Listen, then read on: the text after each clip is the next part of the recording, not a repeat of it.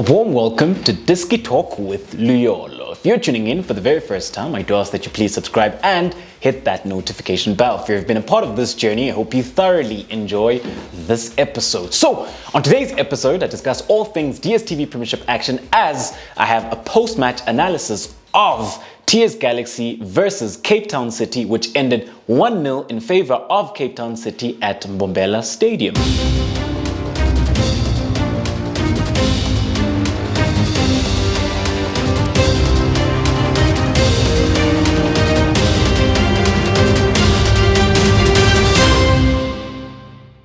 So, coming up then into this episode, the red team will represent TS Galaxy and then the blue team will represent Cape Town City. So, when you do have a look at TS Galaxy then, coming up into this encounter, they were unbeaten and even with Uputelezi in goals then, had kept clean sheets in all his previous games before this game, and TS Galaxy then were doing very, very well. We do know then that they did pick up those back-to-back wins against the Tshwane-based teams in Mamelodi Sundowns and SuperSport United as well. However, when we do have a look at it then, coming up into this encounter, TS Galaxy then did play in a 4-3-3.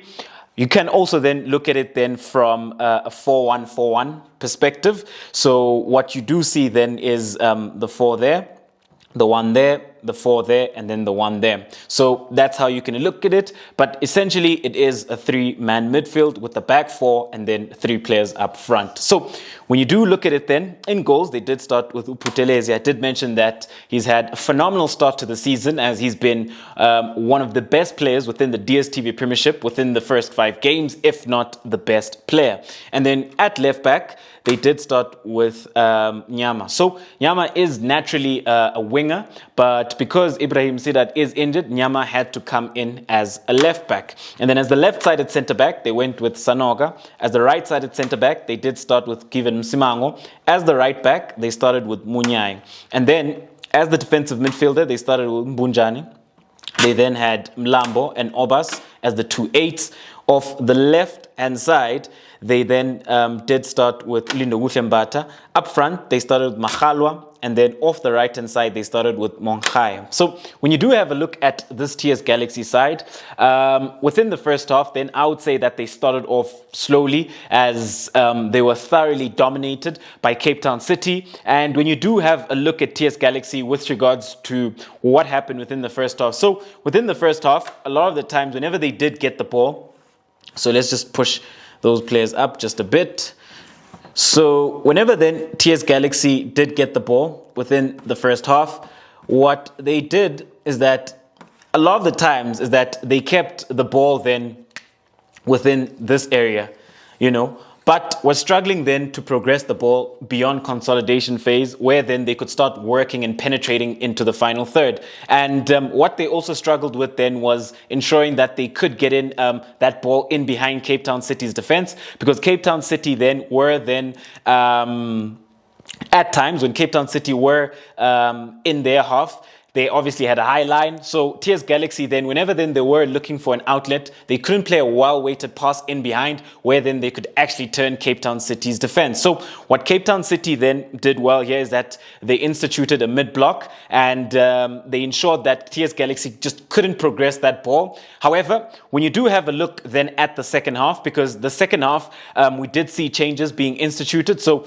we did see Hlongwane come on. We did see Teto come on as well. Those are the 2 players then who were key with regards to how TS Galaxy were able to change things. So what you did see then within the second half was a better picture and a better approach from this TS Galaxy side, because then when you have a look at it then, what they did is that they started having more width, and the width did come then mainly from the 2 fullbacks, that is Nyama on the left-hand side, and then with Munyai on the right-hand side. So what you saw then was a very aggressive offensive scheme where then they were able to push up so many players into the opposition half. And that was because then they were behind and they were obviously looking for the goal. So what you did see then within the second half, because then they were pushing. You did see then somewhat of a 2-1-7 offensive scheme. At times, what you did see then was somewhat of that shape, which is a 2-2-6,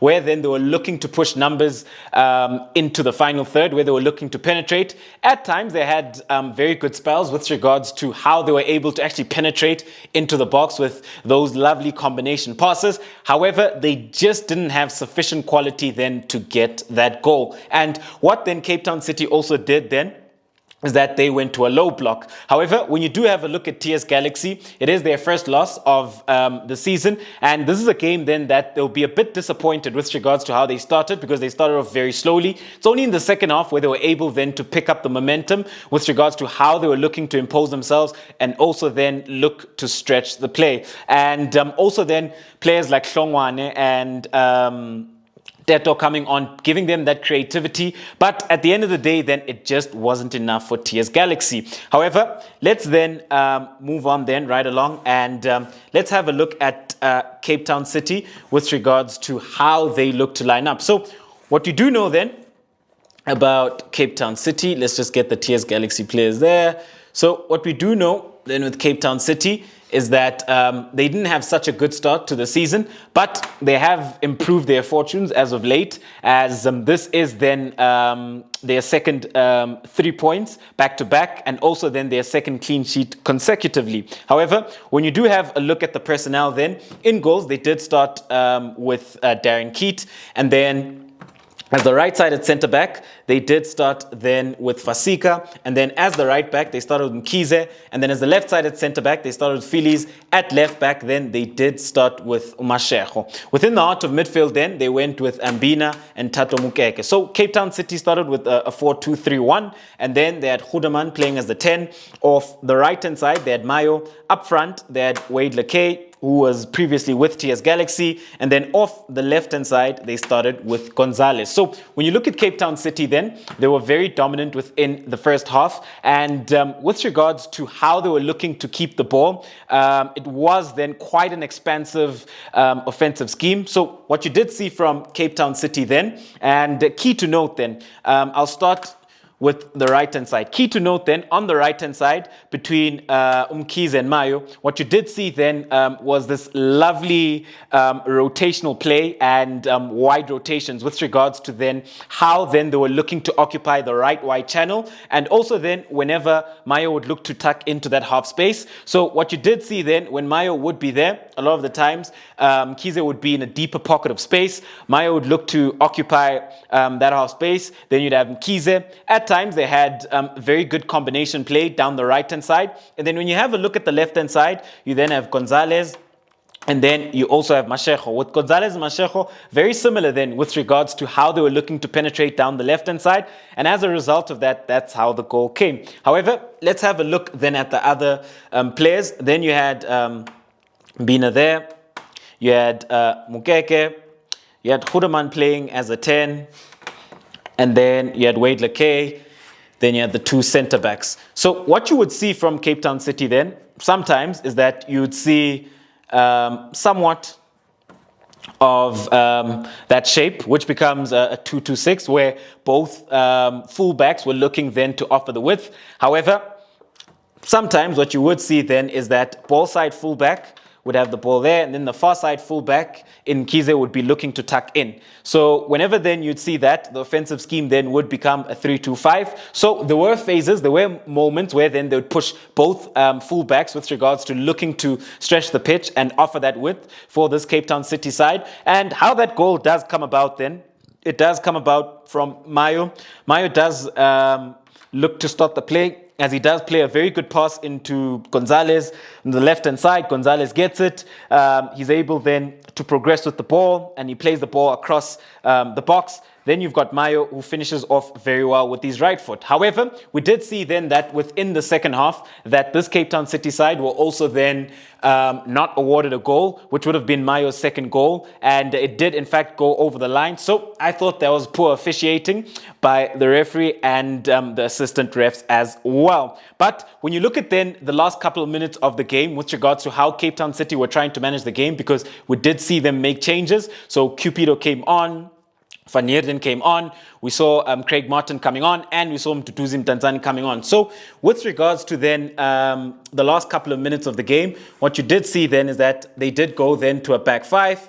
So they went then to somewhat of that 5-4-1 shape, where then they were very difficult to break down, and they were ensuring then that they were able then to deal with the width that was offered by the two TS Galaxy fullbacks. And whenever then TS Galaxy were looking to cross that ball into the box, they were also able then to deal with those crosses. However, ladies and gentlemen, it does end 1-0 in favor of Cape Town City at the Mbombela Stadium against TS Galaxy. And overall then, when I do have a look at it, I think this was a football game with a lot of quality, and a football game then that I think is one of the best football games we've had within the Dstv Premiership so far within the start of the season. When you do have a look at Cape Town City, overall, I thought that tactically they were superior. They were in control of the game, both in possession and out of possession of the ball, with regards to how they were looking to manage the game. So you can manage the game from both sides of the coin. That is with the ball. So in the first half, they had much more ball possession and they were in control. Second half, they had less ball possession and they were able then to control the game out of possession by ensuring then that